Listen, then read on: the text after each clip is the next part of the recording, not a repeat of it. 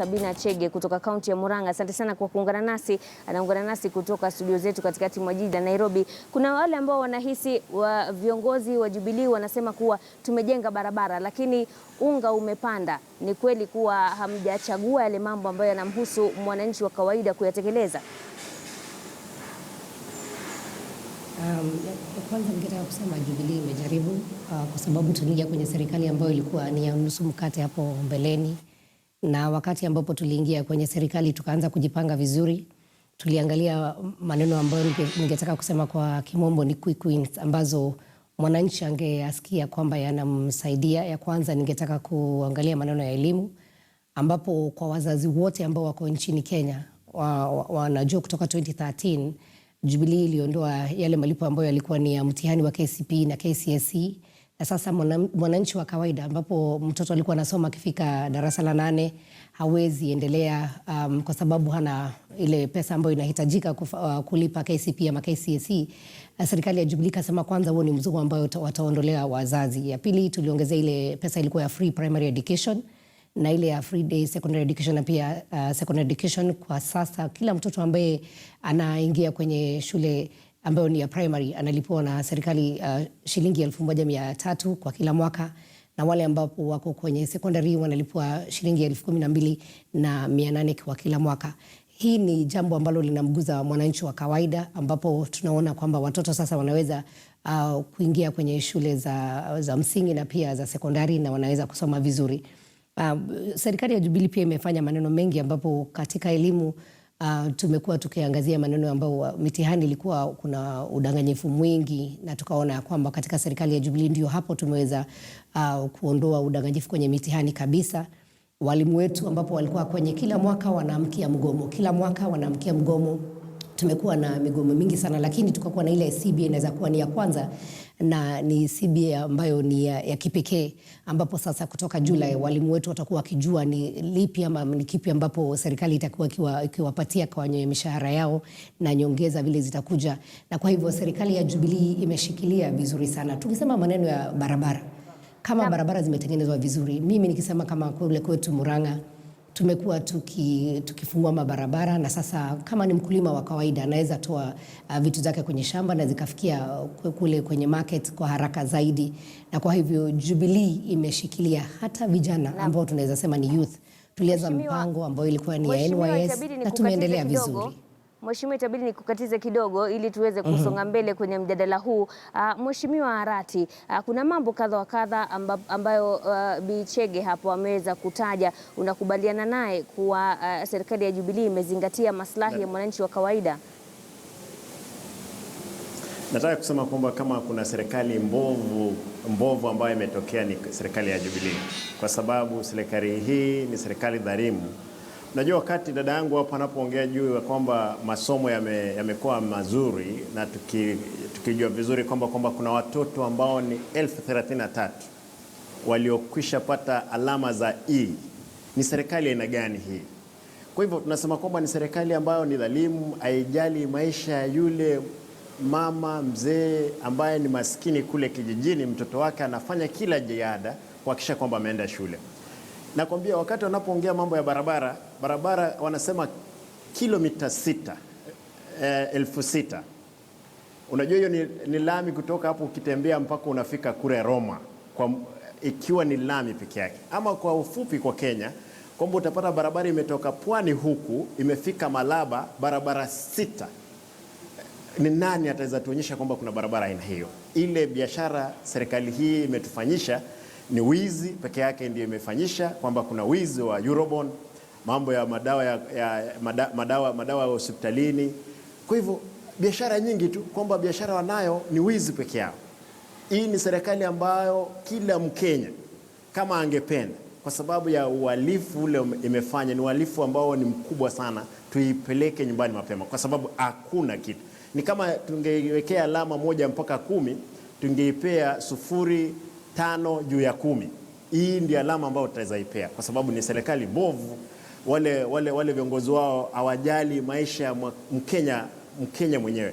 Nataka niseme pia kwamba Mheshimiwa, kidogo tu kidogo tu ili tuweze pia kupata kauli ya Mheshimiwa Chege hapo.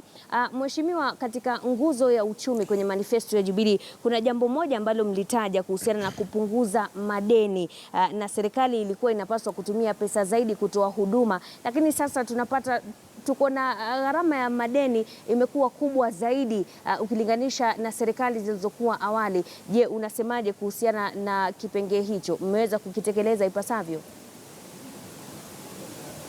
Kwanza ningetaka kumwambia Mheshimiwa Simba Arati ambaye pia ni rafiki yangu sana, ya kwanza nyani haoni kundule, na kama yeye mwenyewe angetaka kuzungumza maneno ambayo wangesema serikali ambayo ni ina uhalifu, tukiangalia serikali ambayo ilikuwa hapo awali na viongozi wao ambapo walikuwa na kashfa nyingi zaidi, maneno ya mahindi, maneno ya kazi kwa vijana, basi tukiendelea kuangalia hayo maneno, tukiangalia ni kina nani ambao wanashughulikia Wakenya wa kawaida ama ni kina nani wanaendelea kunyanyasa Wakenya wa kawaida.